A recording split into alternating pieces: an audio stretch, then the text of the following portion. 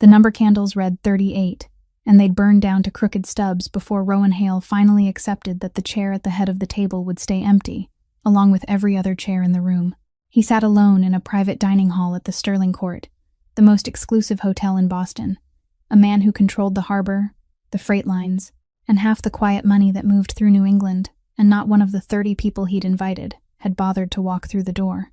They called him the Frost, and for 16 months, ever since a bullet found his spine and put him in a wheelchair, the men who used to flinch at his voice had been learning, very slowly and very carefully, how to keep their distance. The orchids were fresh.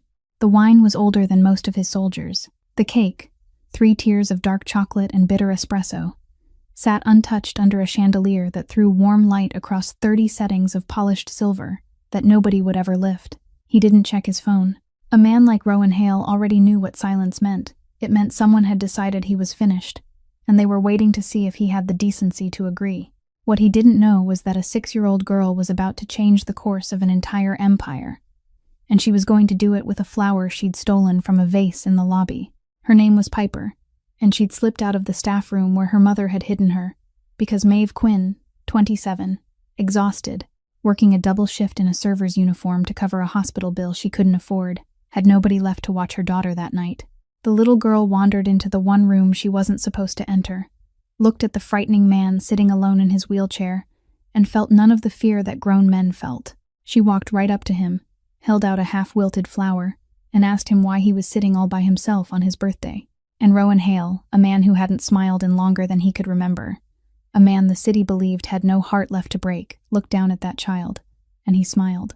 Then her mother burst through the door in her server's apron, saw her daughter standing in front of the most dangerous man in Boston, and went pale with a terror she didn't yet have a name for. She had no idea who he was. She didn't know that the empty chairs around that table weren't an accident. They were the opening move of a betrayal that reached all the way into Rowan's own blood, and she had no idea that by simply choosing to stay, she was about to make herself and her little girl a target in a war that had nothing to do with them. Before you go any further, if stories about loyalty, betrayal, and the quiet power of human kindness are the kind you love, do us a favor, tap that like button, share this with someone who needs to hear it tonight, and subscribe to the channel so you never miss what comes next. It means more than you know, and it keeps these stories coming. Now, let's go back to that silent room, that untouched cake, and the little girl with the stolen flower who was about to crack open the coldest heart in Boston. For one suspended moment, no one in the room moved. The mother's hand had already tightened around her daughter's small wrist, ready to pull the child back toward the door, and an apology had formed on her lips before she'd even had time to decide what words she ought to use. But Rowan raised one hand, not sharply, not in the way he usually lifted his hand when he wanted an entire room to fall silent, but slowly, the way a man might calm an animal he didn't want to frighten. He said to leave the little girl where she was.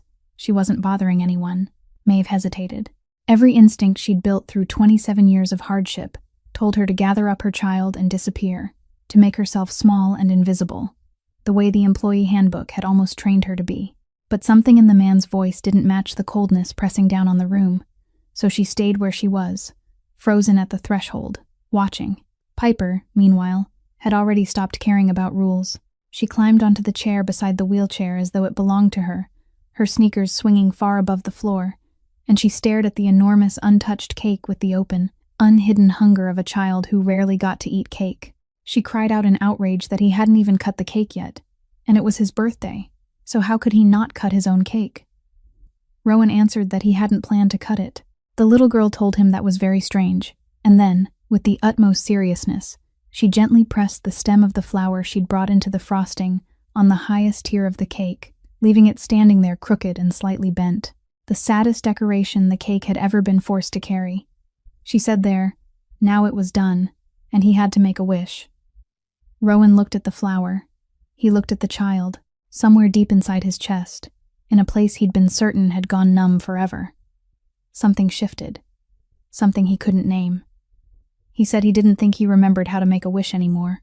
Piper explained, with the patience of someone teaching a slow but well-meaning adult, that all he had to do was close his eyes, then think about the thing he wanted most, and he mustn't tell anyone, or else it wouldn't come true.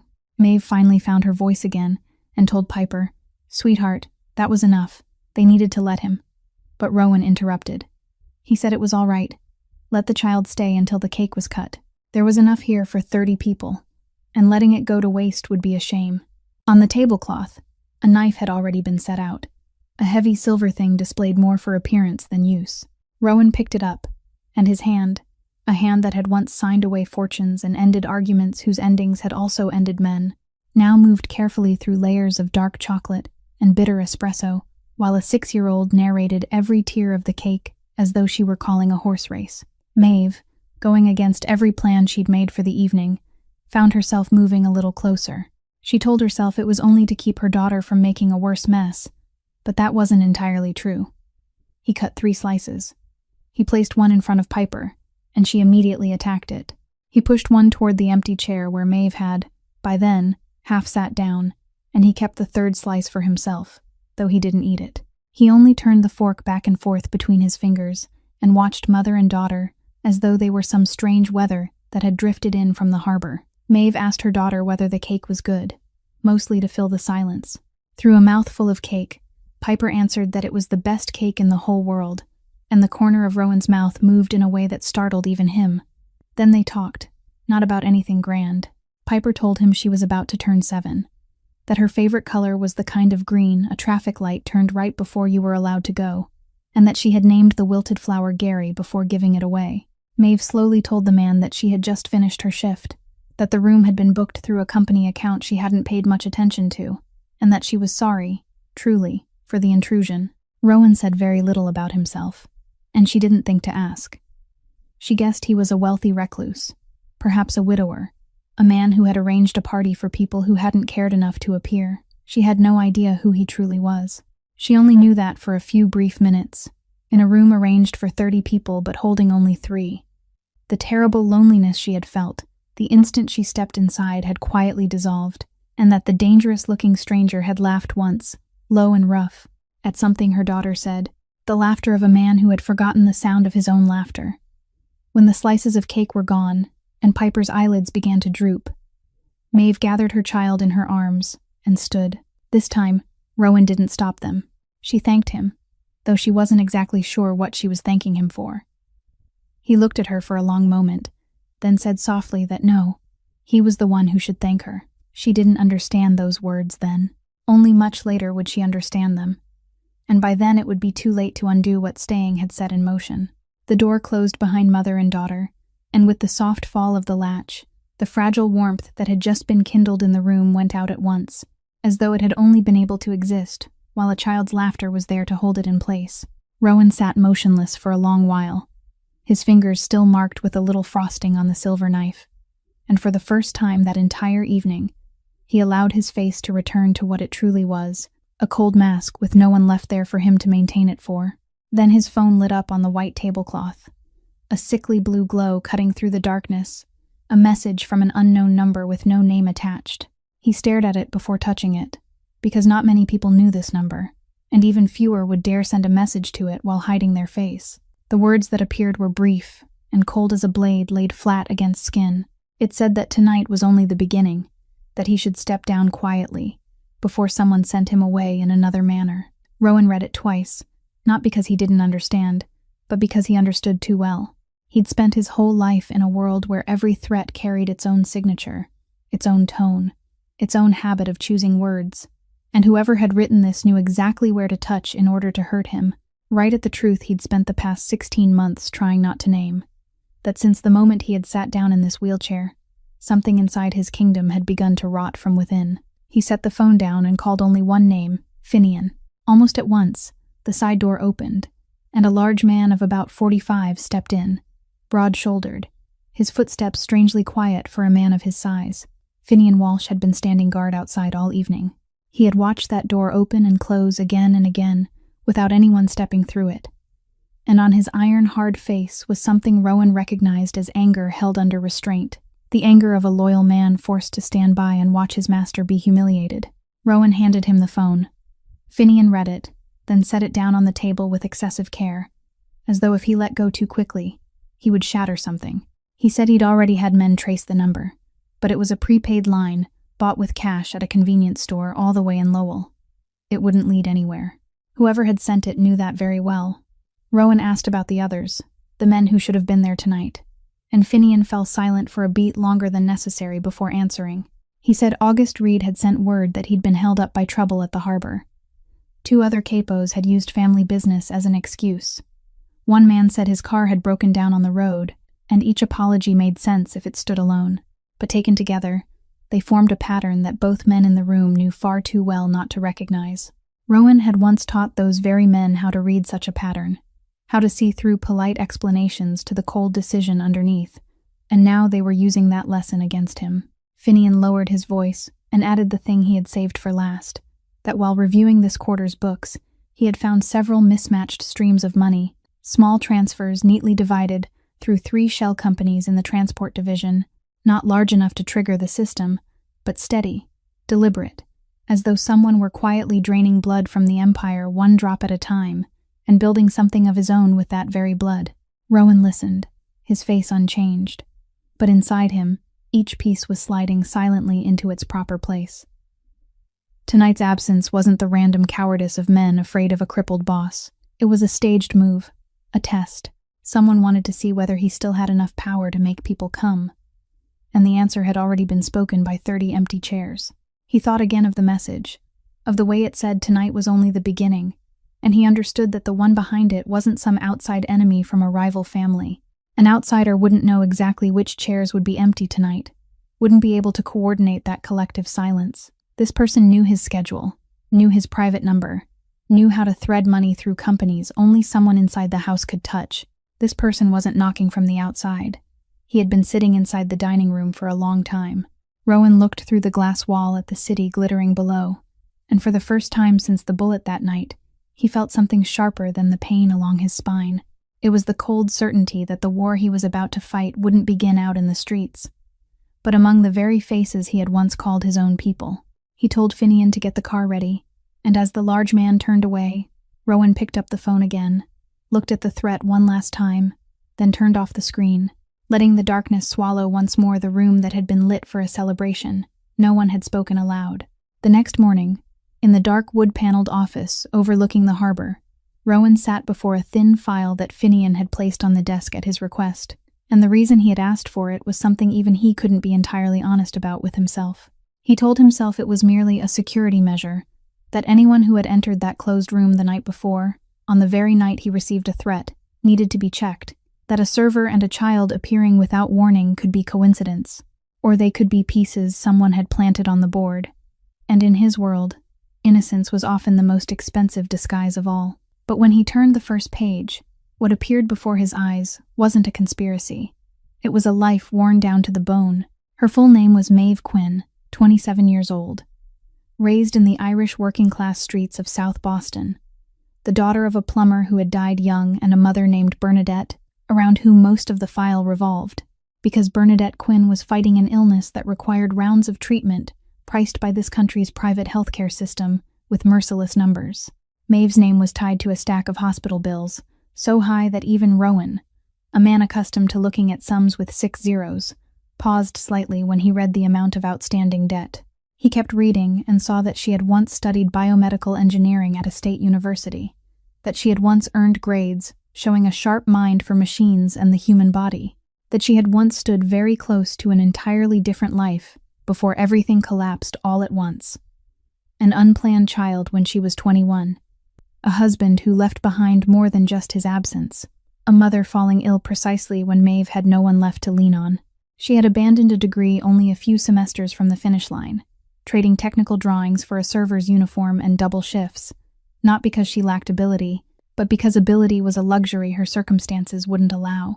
Rowan sat in silence for a long time with the file open on his lap, and he realized something that made him uncomfortable with himself.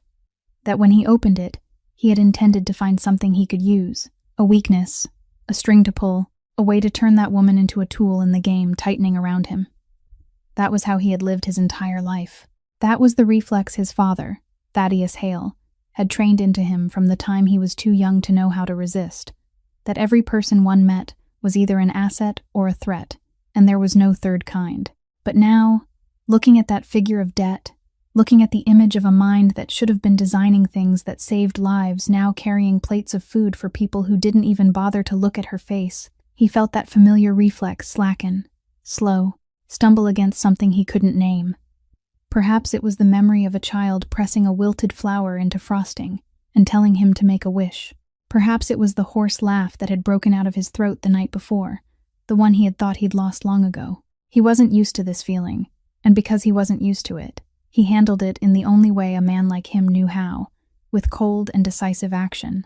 He called Finian in and gave a brief instruction that part of the hospital debt under Bernadette Quinn's name would be paid, not all of it, because a debt disappearing completely would draw attention and make people ask questions, but a portion large enough to loosen the noose tightening around that woman's throat, and it had to be done through an intermediary charitable fund with no trace, no message, no name, nothing that could lead her back to him.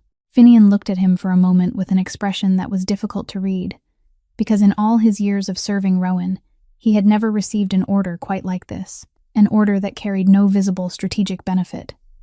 But he only nodded and turned away to handle it. Rowan turned his wheelchair back toward the glass, looking out at the towering cranes along the harbor he controlled, and told himself this was only a move, a small investment in a piece that might prove useful later.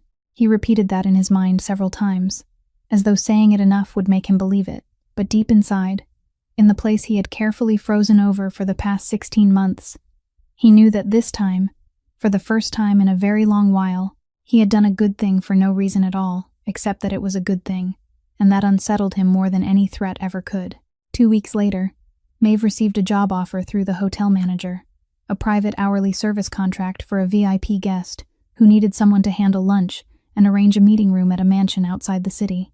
The pay was so high that she asked twice to make sure she hadn't misheard, and she accepted because part of her mother's debt had recently been paid down by some fund in a way she couldn't understand, but what remained was still heavy enough that she had no right to refuse any honest dollar.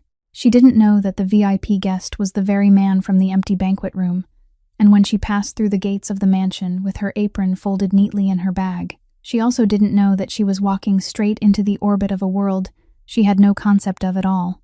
The first day passed mostly in silence. Rowan kept his distance, watching her from afar with a gaze she mistook for the pickiness of rich people, until she carried a tray of coffee down the hallway and saw him struggling with his wheelchair on the slight ramp that led out to the veranda. His face tightened faintly with a pain he was trying to hide. His wrist twisted at a strange angle every time he pushed the wheel, and Maeve, before she could remind herself that this wasn't her business, set the tray down and stepped toward him. She said to give her 1 minute, not in the voice of a server asking permission, but in the voice of someone who had seen something broken and couldn't pretend she hadn't seen it. She knelt beside the left rear wheel without waiting for his agreement, her fingers tracing the locking mechanism and the axle assembly, and she said almost to herself that this had been fitted out of alignment, that the lock bracket had been rotated about 2.5 degrees off its proper line, small enough that the naked eye wouldn't catch it, but enough to shift part of his weight in the wrong direction onto his wrist every time he adjusted his position. And on a ramp it would be even worse, because the force was being distributed unevenly. Rowan looked down at her, stunned, because this was a wheelchair made especially for him by the most expensive engineers his money could buy. He told her that it was a custom design, built by people with more degrees than she could imagine, and Maeve didn't shrink under the words at all. She looked closer at the scrape on the bolt, and added that it wasn't a manufacturing mistake. Someone had deliberately sabotaged the alignment recently, to subtly wear him down. She knew that because she had taken apart and rebuilt frames like this hundreds of times in the university lab before she dropped out. Then she pulled a wrench from the small tool belt she always carried because old habits had never left her. Loosened 3 screws, turned the bracket back into place more by the feeling in her fingertips than by sight, tightened it just enough, then told him to try pushing.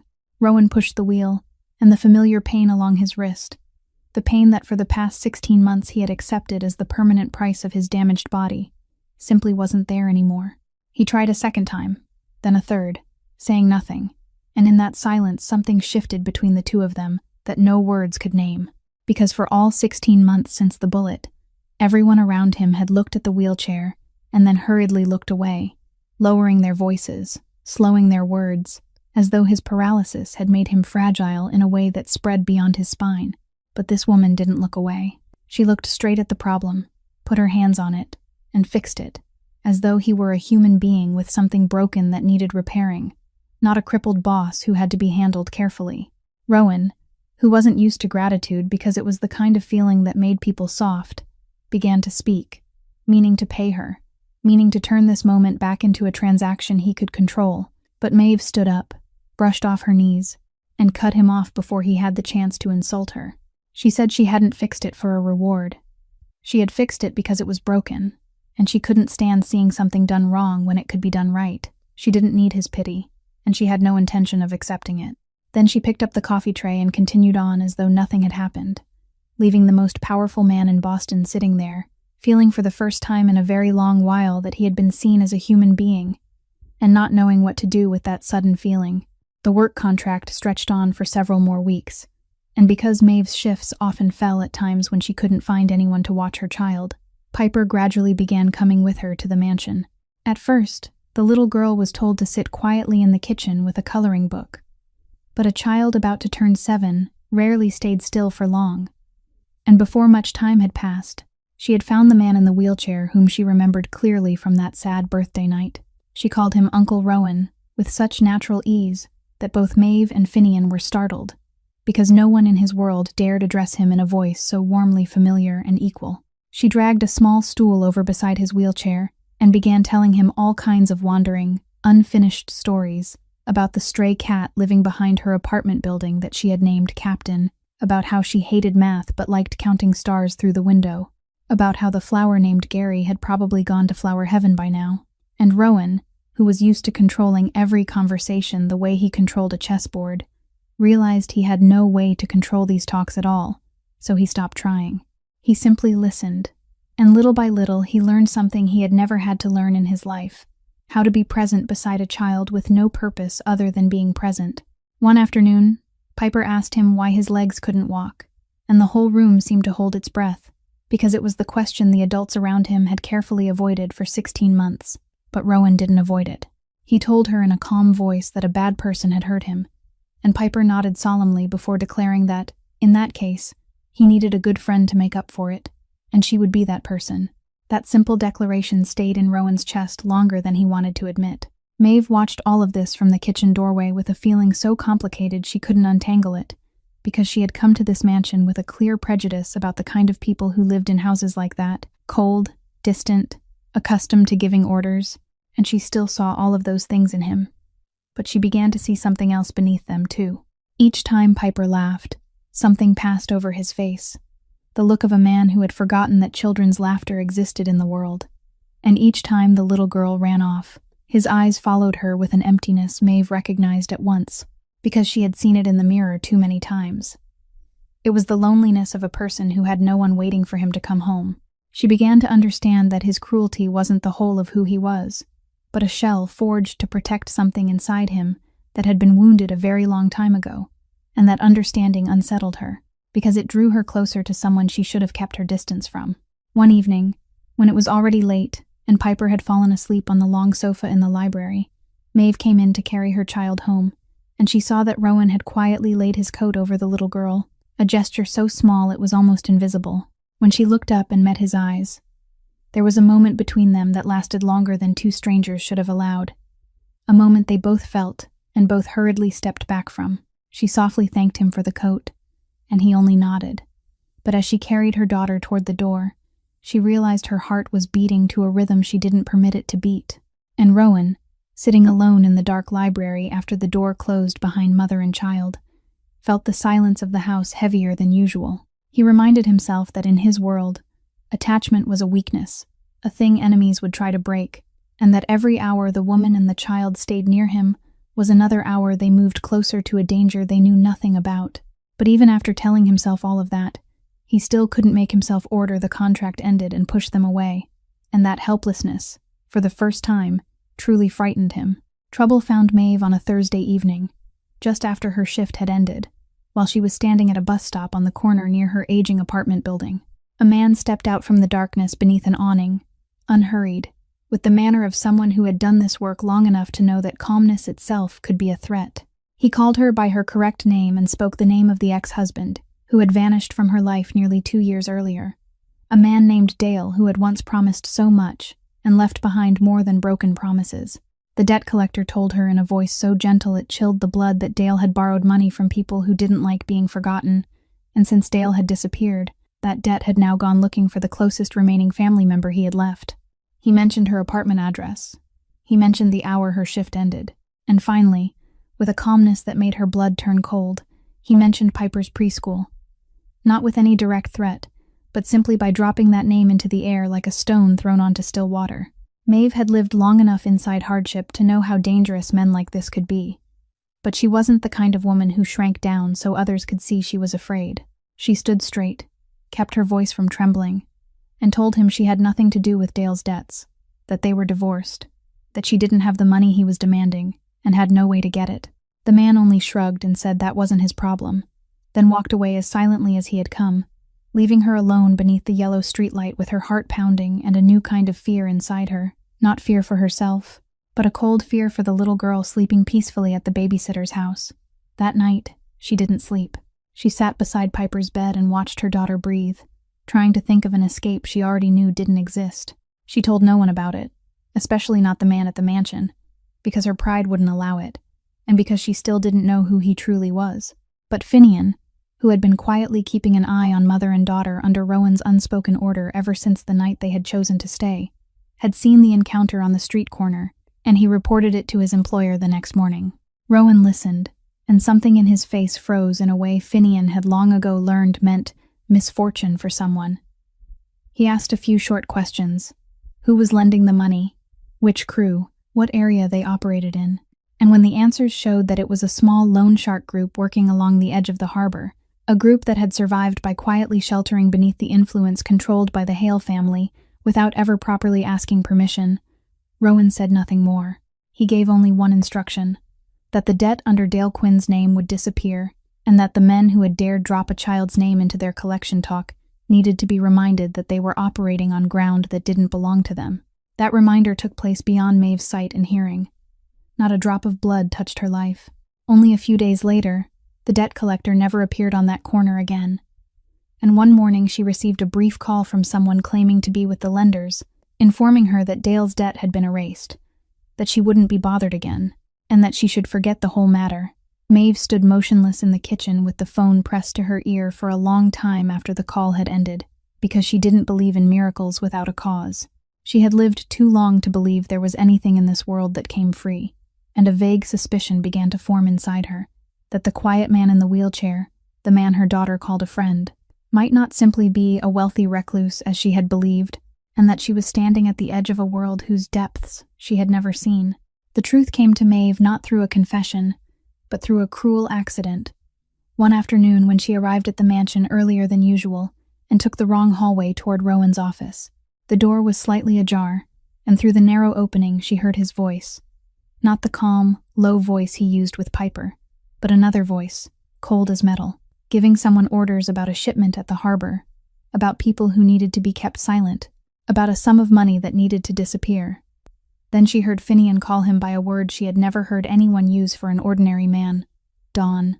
She stood frozen in the hallway, and every scattered piece from the past few weeks suddenly locked together into a picture that sent a chill down her spine. The empty banquet room hadn't been empty because he was lonely, but because he was dangerous enough that people were afraid to come near him. The debt collector hadn't vanished because of a miracle, but because of an order. Part of her mother's hospital debt hadn't been paid by the nameless kindness of a charitable fund, but by this very man, the man the city's underworld called Ice.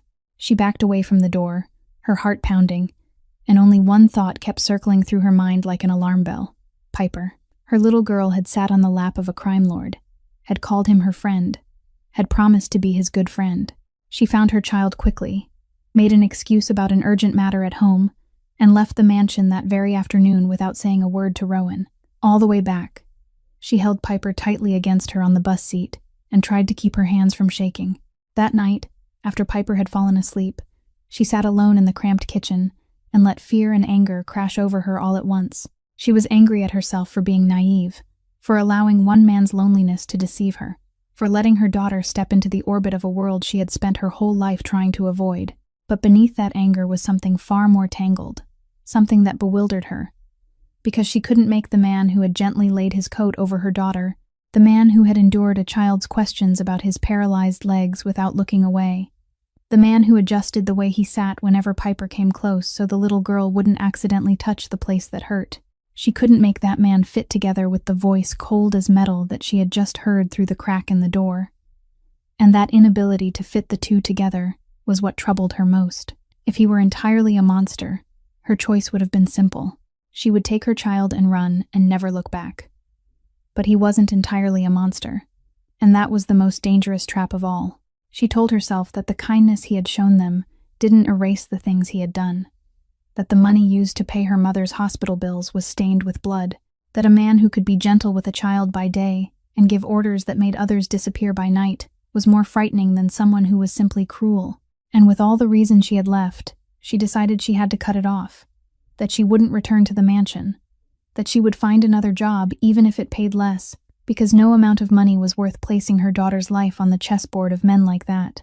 Across the city, Rowan received word from Finian that Maeve had left suddenly, and that she had likely heard something she shouldn't have heard, and for the first time in many years, the man who was used to controlling everything felt a loss he couldn't command his way into reclaiming. He sat for a long time in that office, looking at the small stool where Piper always sat, now empty, and realized that the woman was the only person in the past 16 months who had looked at him as a human being, and not as a throne or a breathing corpse.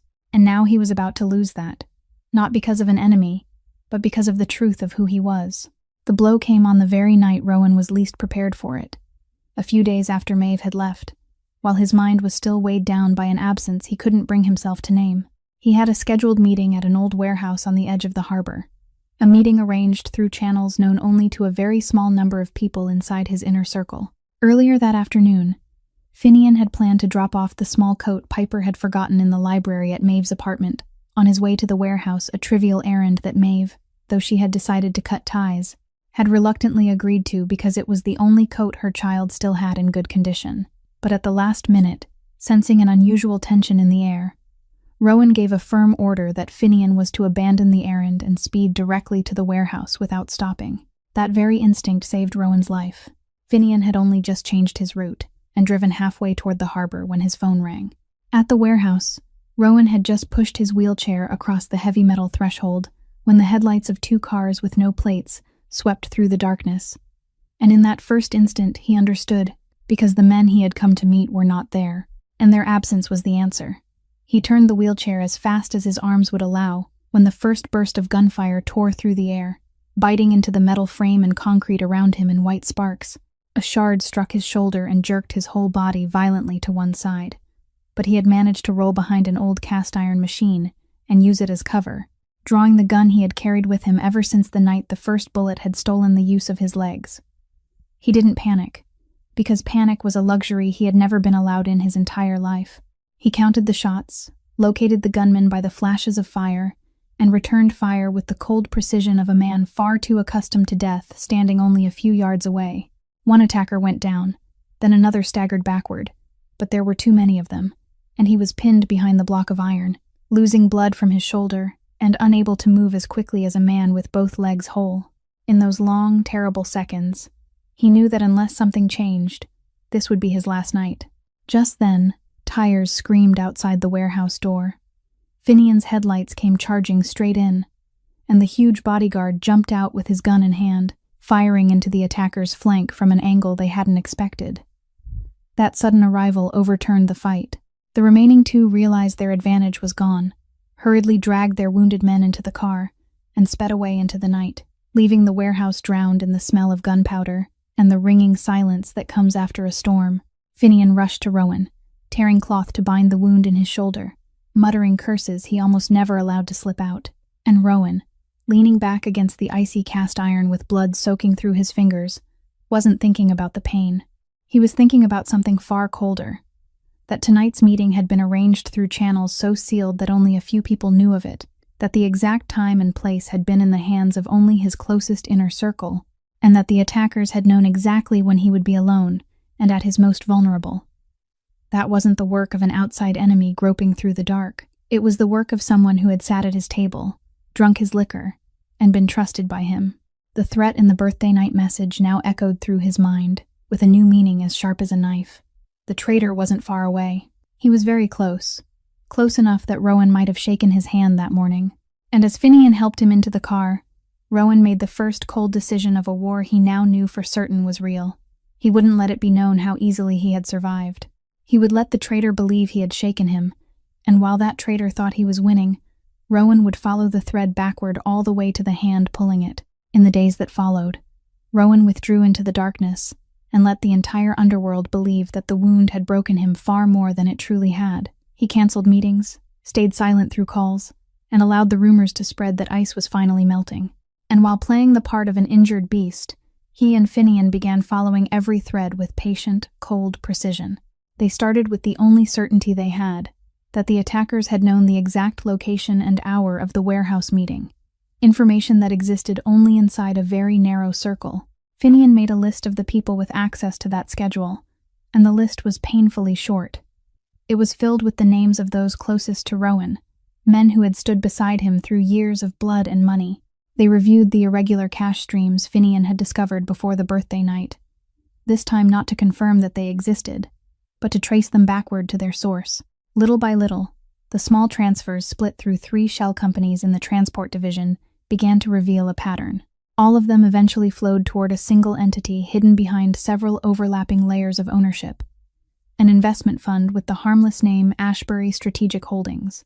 And when Finian traced the ownership chain down to its final layer, he stayed silent for a very long time before placing the paper on the desk for Rowan to see, because the name at the bottom was Garrett Hale, Rowan's own cousin, the younger boy who had grown up beside him under the harsh hand of Rowan's father, the cousin Rowan had raised into the position of trusted advisor, the one who had sat beside him through countless meals and knew every habit, every schedule, every private number he had. The second clue led them to another link, because cash flows that refined couldn't have been threaded through the system without the hand of the person who controlled the books, and the only person with enough access and enough subtlety to do it without leaving a clear trace was Delphine Voss, the woman who had managed the Hale family's finances for almost a decade. Someone Rowan had always considered loyal to the point of dullness, and that discovery made him understand that this betrayal wasn't the impulsive act of one ambitious man, but a network carefully woven over a long time. Garrett wasn't acting alone. He had conspired with a rival family that had long hungered for control of the harbor the Hales had held for generations, and their plan wasn't only to kill Rowan, but to seize the entire empire from within, to make his death look like the inevitable collapse of a boss too weak to hold the throne. While Rowan was fitting that dark picture together, something unexpected happened on the other side of the city, because Maeve, who had decided to cut all ties and hadn't returned to the mansion for days, heard through an acquaintance from the hotel about a shooting at the harbor and about a mysterious, wealthy man who had been badly wounded. And although she had told herself hundreds of times that he had nothing to do with her life anymore, although she had listed every reason to keep her distance, she still felt her heart tighten in a way reason couldn't control. She thought of the coat he had laid over her daughter, thought of how he had answered Piper's question about his paralyzed legs without looking away, thought of the way he had silently removed the danger, threatening her child without ever asking for thanks. And she realized that whoever he was in that other world, the person who had treated her and her daughter with such kindness was real too. She stood in the middle of her cramped kitchen through a long night, torn between a mother's fear and a feeling she didn't dare name. And by morning, she made a choice she herself knew was reckless. She wouldn't run. She would go back, not because she was naive about the danger in him, but because she had seen the man beneath the ice and couldn't pretend she had never seen him. She sent Piper to stay with a trusted friend, so the child would be safe, then found her way back to the mansion. And when Rowan looked up and saw her standing at the threshold of his office, the woman who had every reason never to return, he realized that in a world full of people turning their backs, she was the only one who had chosen to step toward him. Rowan didn't let Delphine know that he had traced her. He allowed her to believe she was still safe behind the curtain of her ledgers. And then one evening he had Finian bring her to the mansion under the pretext of discussing the restructuring of an investment. When she stepped into the office and saw him sitting there with his shoulders still bandaged and not a trace of warmth left in his eyes, she understood at once that the game was over. Delphine Voss wasn't the sort of person who shattered. She was a woman past 40 who had survived a decade in a world that crushed the tender-hearted. So she didn't cry, didn't beg. She only sat down in the chair across from him, set her handbag on her lap with a calmness that seemed almost weary, and said she had wondered how long it would take him to find his way to her. Rowan placed the papers on the desk, the traced cash flow, the shell companies, the name Ashbury Strategic Holdings, and asked her a single question in a voice so cold the room seemed to lose temperature. Why? Delphine stayed silent for a long while, then began to speak, and what she told him wasn't the excuse of a simple traitor, but the story of someone backed into a corner. She said Garrett had come to her almost a year earlier, that he hadn't begun with threats, but with promises, a higher position, a larger share once Rowan was gone. But when she refused, those promises turned into something else. He had old wrongdoing in his hands, the money she had once embezzled during her desperate early years, money she had believed was buried forever, and he threatened to expose all of it not only to Rowan, but to people even more dangerous than Rowan. He threatened her son, too, the boy in college whom she had kept hidden from this world his entire life, so he would never be touched by it. And there, for the first time, her voice trembled. She said she didn't expect Rowan to forgive her, that she knew what she had done couldn't be washed clean. She had helped move the money that fed the plot to kill him, and she would have to live with that. But she wanted him to understand that she had never been the one driving it. She had only been a pawn caught between two things she couldn't fight. Rowan listened, his face revealing nothing, because he had learned long ago that the most moving stories were often the most carefully made traps, and he asked her why he should believe a single word of it. Delphine lifted her eyes to him, and for the first time in the whole conversation, something sharp flashed there. She said because she had been preparing for this day for a very long time, because someone who had survived as long as she had never simply obeyed without keeping herself an exit. Through all the time Garrett had been forcing her hand, she had quietly gathered and stored everything. Recordings, emails, exchanges, not to protect him, but to protect herself in case the whole thing collapsed one day. Then she told him, lowering her voice until it was almost a whisper, that among the things she had kept was something she believed he had never known. Something connected not to the warehouse ambush, but to a much older matter. Something that could change everything he thought he understood about the past 16 months. Rowan sat very still, because there was something in the way she said it, in the heavy caution of it, that chilled his spine in a way entirely different from the pain of his wound. He asked what she was talking about. But Delphine shook her head. She said she would turn over everything. She would testify before the council. She would accept whatever consequences were meant for her. But there was a truth he needed to prepare himself for before hearing it, because once he heard it, he would never be able to go back to being the man he had been the day before. And in that silent room, where Maeve had just approached to knock but now stood frozen at the threshold after overhearing every last word, Rowan realized that the war he thought he had begun to understand had only just revealed its true bottom layer. Delphine opened the handbag on her lap and took out a small storage device, placing it on the tabletop between them, as though she were setting down something far heavier than its true size. Then, she said that what she was about to tell him had not begun with the warehouse ambush, but 16 months earlier, on the night the first bullet stole his legs from him. Rowan sat motionless, because for the past 16 months, he had framed that story in his mind in only one way: an assassination attempt carried out by a rival family, a strike from the outside, a risk of the profession he had accepted since he was young. He had never allowed himself to think beyond that. Delphine said that exactly 1 week before that fateful night, Garrett had received word, through a contact of his own inside the rival family, that an attack aimed at Rowan was being planned, that someone had been hired, that the place and time had almost been set. Garrett had known all of it 7 days before the bullet left the barrel, and he hadn't said a single word. He hadn't warned Rowan, hadn't strengthened security, hadn't done anything that a cousin, a trusted man, a human being should have done. He had simply sat still and let everything happen, because if Rowan died, he would take his place.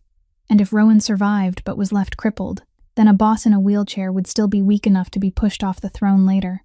No matter which ending came, he won. And so he wagered his own cousin's life on the board and chose silence.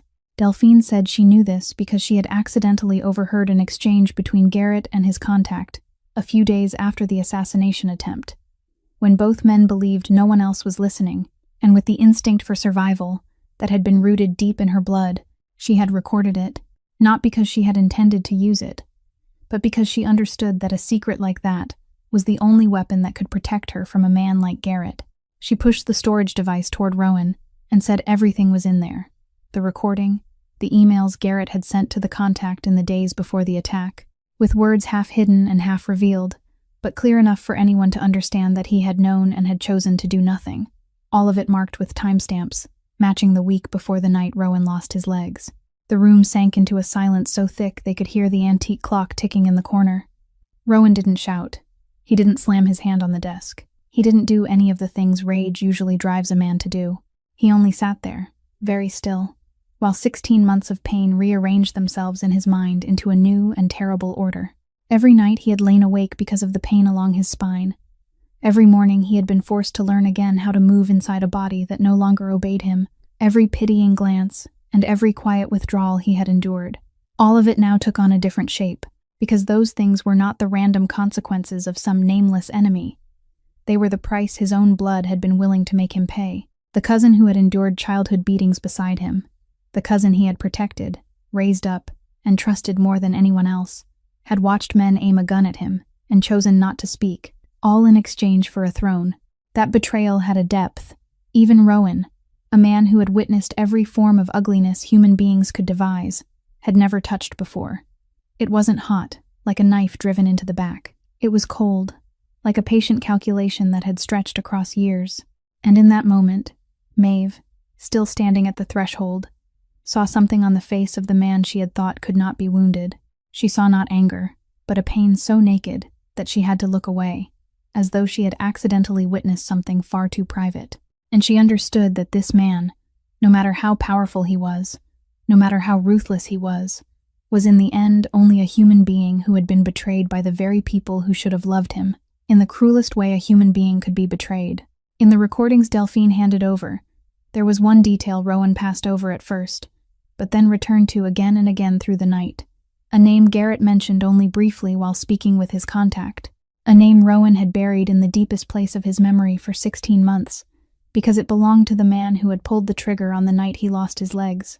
A hired gun named Curtis Mercer, whom everyone, including Rowan himself, had believed died not long after the assassination attempt, eliminated to cut off loose ends in the way this world always dealt with hired men once their value was gone. But the recording revealed another truth, that Mercer had never died, that his death had been a staged performance arranged by Garrett himself, and that for the past 16 months he had still been alive, hidden carefully by Garrett, and kept like a knife always sharpened and ready, because the only person who knew the whole truth about the assassination night was the man who had pulled the trigger. So Garrett had kept him both as a witness who needed to be controlled and as a card he could play at any moment. And Rowan understood that the warehouse ambush was very likely the work of that same hand, the man who had once pushed him into this wheelchair, now released again, to finish the job left undone. That truth laid a weight on Rowan's mind that no physical wound could match, because for 16 months he had allowed himself to believe that the man who had destroyed his body had at least paid for it with his life. It was one small scrap of justice he had clung to during the most painful nights, and now even that scrap of comfort had been torn from his hand. The enemy was not only still alive, but walking freely in the same city as him, perhaps having stood only a few streets away from him through all these months. He sat for a long time in the darkness of the office with the recording playing over and over, and something primal surged up inside him, the urge to find Mercer that very night and end everything with his own hands. The instinct that had shaped him since boyhood under his father's teachings, that blood had to be paid for with blood, that an insult left unwashed was a wound that would never heal. He had almost called Finian in to give the order, his fingers already touching the phone, when a small sound made him stop. It was Piper's soft laughter echoing in his memory, the image of the little girl pressing a wilted flower into the frosting and telling him to make a wish, and with it came the image of Maeve, kneeling to repair his wheelchair without a trace of pity. Two people who had looked at him as a human being, and not as a machine built for revenge. And he realized that if he rushed out into the night to hunt Mercer in his rage, he would become exactly what Garrett wanted him to become, a predictable beast, easy to lure into another trap. More important than that, he would betray the fragile change that had just begun to kindle inside him. Maeve, who had stayed at the mansion that night because she couldn't bear to leave him alone after what she had heard, stepped in and found him sitting there with the recording and the face of a man standing at the edge of a cliff. She didn't ask him for the details. She only sat down near him and said softly that she didn't know all he was carrying, But she knew that a man who had let a child teach him how to make a wish was not a man who should let anger decide for him. Those simple words reached deeper into him than any strategic counsel Finian could have given.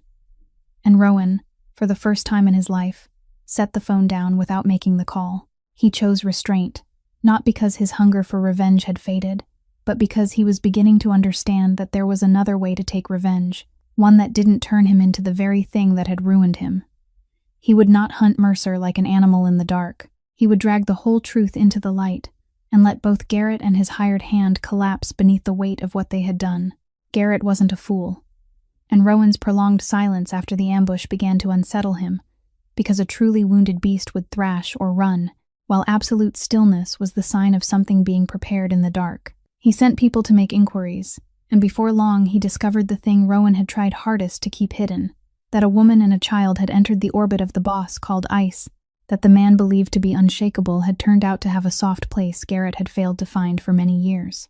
And Garrett, with the nature of a man who always saw people as pieces on a board, immediately understood the value of that discovery. He didn't act crudely with violence, because he knew a direct attack on mother and daughter would drive Rowan into his most dangerous state. Instead, he chose pressure. He had an envelope with no sender delivered to the mansion. Inside were several photographs taken from a distance. Maeve waiting for the bus after her shift, Piper playing in the preschool yard under the sunlight, harmless, ordinary moments captured in a way that made them the most horrifying threat without needing a single word. With them was only a slip of paper bearing a brief line, saying that an empire could be handed over peacefully, or the things a man treasured could disappear one by one, and the choice was in Rowan's hands.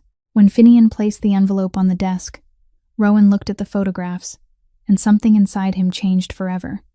Because all his life he had fought for power, for territory, for the Hale name, for the abstract things his father had taught him to place above everything else. But when he looked at Piper's bright, innocent face in the photograph, he realized that this time he wasn't fighting for any of those things. He was fighting for two people who had accidentally stepped into his life and shown him that he was still human, and for that very reason, the fear he felt now was unlike any fear he had ever known. It wasn't the fear of losing a throne, but the fear of losing the only thing that made that throne mean anything. He acted at once, and without mercy. He called Finian and gave rapid but precise instructions. Maeve and Piper had to be taken to a safe place known only to a very small number of people he trusted. Absolutely. A discreet house outside the city that didn't carry the Hale name on any document. The security team had to be made up of people Finian had personally chosen and would answer for with his own life. Every part of the mother and daughter's schedule had to be erased from any system Garrett might be able to access. And most important of all, Piper mustn't know that anything unusual was happening. To the little girl, this had to be a vacation, an adventure to a house with a wide garden where she could chase butterflies, so that not a single shadow from the adult world could touch her innocence. When Rowan explained the danger to Maeve, he had prepared himself for her to blame him, to accuse him of dragging her child into danger, and he wouldn't have blamed her if she had. But Maeve didn't shout. She listened with a pale but steady face, then looked straight into his eyes and said she would do whatever was necessary to keep her daughter safe. But she added something that left him stunned. She said she wasn't running from him anymore, that she had seen who had caused all of this and knew he wasn't that man, and that if he meant to end this, she wanted him to end it in a way that would still let him look Piper in the eye afterward. Those words stayed in Rowan's chest like a compass, and when he watched the car carrying mother and daughter fade into the night toward the safe shelter, he turned to Finian and said in a low but decisive voice that it was time to end it. Not with blood in a dark alley, but by dragging the whole truth into the light, where every person who had betrayed him would have nowhere left to hide. With mother and daughter now safe beyond Garrett's reach, Rowan poured his entire mind into building the final battle, and this time he didn't prepare in the way the old Ice once would have, not through purges in the night or whispered threats, but with a weapon he had never trusted before, the truth presented before those who still had enough conscience left to hear it.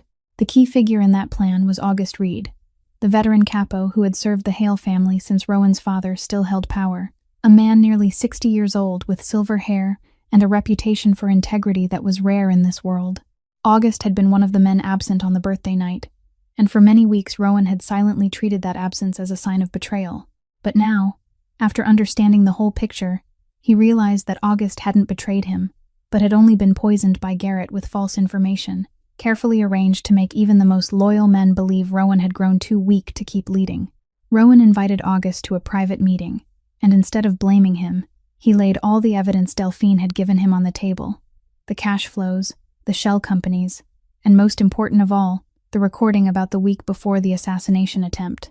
August listened to that recording with his face slowly changing color, because he was a man of an older generation who still believed in certain rules, in lines that even the underworld mustn't cross, and the thought of a man allowing his own blood to be shot, and then calmly profiting from it, shook him to his core. He looked at Rowan and said in a heavy voice that he had been wrong, that he had let himself be led by the nose, and that he owed Rowan not only an apology but a correction.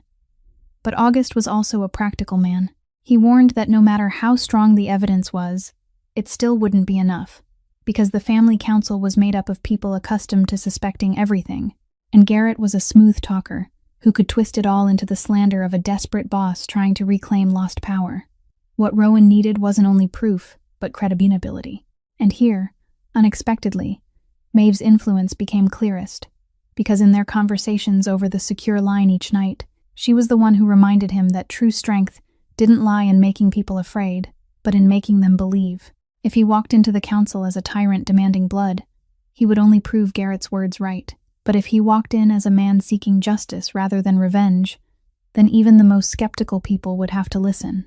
Rowan, who had spent his whole life knowing only how to lead through fear, had to struggle with that advice, because it went against every instinct his father had forged into him. But he realized that the very way of leading through fear had created an empire where no one had been loyal enough to warn him about a bullet.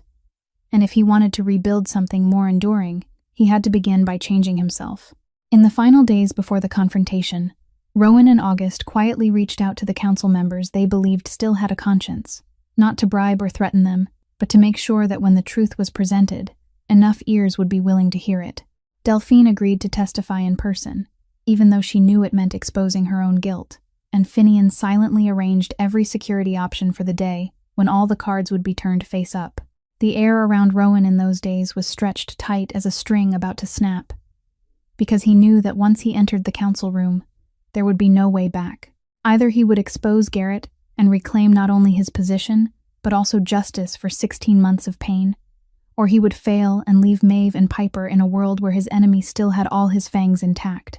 And for the first time in his life, when he placed his greatest wager on the table, the thing that kept him calm wasn't the coldness of ice, but the image of a child telling him to make a wish, and a woman believing he deserved an ending he could hold his head high to face. The council was convened at an old mansion outside the city, a place the Hale family and its allied branches had used for their most important judgments across many generations. A long room with dark wood-paneled walls, and an oval table large enough to seat the most powerful men in the New England underworld. And when Rowan entered in his wheelchair, pushing himself forward with his own hands and no one else's, the whole room sank into a wary silence, because many of them had believed that ice would never appear before the council again. Garrett sat on the far side of the table, with the carefully painted calm of a man who believed victory was already in his hands. He even offered a sympathetic smile when he looked at his crippled cousin, a calculated display of pity meant to remind the room that the man before them was now only a shadow of himself. August Reed opened the meeting as the most respected elder member, and he declared that serious accusations needed to be brought into the light before any decision about the family's future could be approved. Garrett immediately spoke up, his voice smooth and full of confidence. He said everyone understood his cousin's pain, that 16 months in a wheelchair could break any man's spirit, and that it was tragic to see Rowan's desperation to reclaim power drive him to invent wild stories in order to slander his own blood. It was a clever move, because it built a frame in advance, one that could twist every accusation Rowan made into the product of a mind that had cracked. But Rowan didn't take the bait. He didn't shout accusations. He didn't let his anger show. He only said in a low, clear voice that he hadn't come here to ask for anyone's pity. He had come to present the truth, and he would let the evidence speak for itself. He gave a signal, and Delphine Voss stepped into the room. Her appearance made the smile on Garrett's lips stiffen for one brief fraction of a second, and the sharpest eyes in the room caught it, because he had believed she was still safely under his control. Delphine stood before the council, and in a voice that didn't tremble, she laid out everything. She described how Garrett had forced her hand, how the money had been threaded through shell companies to feed the plot to overthrow Rowan, and then she placed the storage device on the table and asked for the recording to be played. The room heard Garrett's own voice from an exchange 16 months earlier, admitting that he had known about the assassination plan a week in advance and had chosen to say nothing. His voice in the recording was cold and calculating, without a trace of hesitation from a man wagering his cousin's life in exchange for a throne. And as that sound filled the stillness of the wood-paneled room, the air changed in a way that could almost be seen. The men who had spent their lives in this world, who were used to betrayal and blood, still felt disgust rise in them before a violation that crossed every boundary, even they still respected. Garrett shot up from his chair, the last layer of his calm mask finally cracking. He shouted that the recording was forged, that Delphine was a traitor inventing lies to save herself. But his agitation betrayed him now more than any evidence could have, because the room had just heard the cold composure in his voice on the recording, and now they were seeing the panic of a man backed into a corner. August Reed rose, and with all the weight of the credibility he had built over decades, he declared that what they had just heard was not an internal matter that could be brushed aside.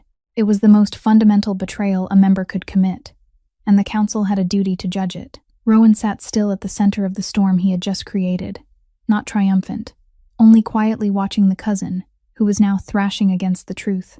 And he knew the hardest part was still ahead, because a man like Garrett, once driven to the end of the road, would never collapse quietly. Driven to the end of the road and realizing the council was turning its back on him, Garrett did what a desperate man always does when he has nothing left to lose. He turned over his final card. He pulled a gun from inside his coat, and at that same moment, having compromised the perimeter guards beforehand, the door at the far end of the room burst open. Curtis Mercer stepped in, the gunman who had pushed Rowan into the wheelchair 16 months earlier, the man Garrett had kept hidden like a spare blade, now appearing as the last reckless card in his hand. The entire room fell into chaos in an instant. The most powerful men in New England lurched to their feet amid the crash of overturned chairs. But Finian, who had already anticipated this betrayal and secretly cross-secured the inner perimeter, reacted faster than anyone. He lunged forward to shield Rowan just as Mercer raised his gun. And in those few chaotic, deafening seconds, the tactical security team Finian had quietly placed in the adjacent corridors rushed in from every side. Mercer managed only to fire one wild shot into the ceiling before he was subdued and forced to the floor, while Garrett, with the gun trembling in his hand, realized that his desperate plan had collapsed the very moment it began. He turned the barrel toward Rowan, and in that instant the whole room seemed to freeze. Two men who had grown up beneath the same roof, who had endured the same childhood beatings, now faced each other across the mouth of a gun. Garrett shouted that Rowan should have died that night, that everything he had done was only finishing something that should have been finished long ago. And Rowan, sitting motionless in the wheelchair that Garrett's own betrayal had put him in, didn't look away. He stared straight into his cousin's eyes and said in a voice so calm, it chilled the blood, that Garrett was right about one thing, that the Rowan of the past would have killed him right there without hesitation, would have ended everything in blood the way their father had taught them both. But he said he wasn't that man anymore. Finian and two guards had gotten close enough to disarm him, and when the gun was wrenched from Garrett's hand, he was no longer a threat. He was only a traitor exposed before the very men who had once feared him. The old instinct was still alive in Rowan, the primal urge to finish the man who had taken his legs in 16 months of his life. He felt its weight clearly, dragging him back toward the familiar darkness, but he thought of a child pressing a wilted flower into frosting, of a woman saying she wanted him to end this in a way that would still let him look her daughter in the eye afterward, and he chose, not because the hatred inside him had faded, but because he refused to let Garrett turn him into the worst version of himself once again. He declared before the council that Garrett would not be granted the quick death he might even desire more. He would be stripped of every position, deprived of every power and every protection the family had given him, and more importantly, all the evidence Delphine had gathered. The illegal cash flows, the conspiracy with the rival family, would be sent through channels that would force him to face the federal legal system under organized crime statutes. He would fall not beneath a bullet in the dark, but beneath the weight of his own crimes, exposed in the light. August Reed rose and, on behalf of the council, formally acknowledged that they had been led by Garrett, that their absence and their suspicion of Rowan had been the result of a scheme, not of Rowan's weakness, and he announced the full restoration of Rowan's position within the family. As Garrett was escorted out of the room, He looked back at his cousin with the stare of a man who couldn't understand why he had lost. And Rowan answered that look not with triumph, but with a quiet sorrow for the kinship greed had destroyed long before the first bullet had ever been fired. 1 year had passed since the birthday night, when not a single person had walked through the door. And this time, on his 39th birthday, Rowan Hale didn't rent a glittering banquet room set for 30 people, didn't order orchids from distant places or bottles of wine worth more than an ordinary person's entire fortune. Instead, he let Maeve choose the place, and she chose a small, warm room at a community center that he himself had quietly built over the past year, because the man once called Ice had done something no one in the New England underworld had ever expected. He had begun transforming his empire, step by step withdrawing from its darkest parts, and pouring those vast resources into legitimate work. He had founded a simple named fund to help single mothers and struggling children gain access to medical care and education, because he understood better than anyone the price a woman like Maeve had been forced to pay when an entire system turned its back on her. Her mother, Bernadette, had now recovered after receiving full treatment, and she sat there in the small room beside August Reed, who had become a trusted advisor and a friend, and Finian, who still stood guard in silence, but now with a rare smile on his iron-hard face. In the most honorable place on the wall of the center, set inside a simple glass frame, was a pressed flower, the very wilted flower a 6-year-old girl had once plucked without permission from the lobby and pressed into the frosting of a birthday cake.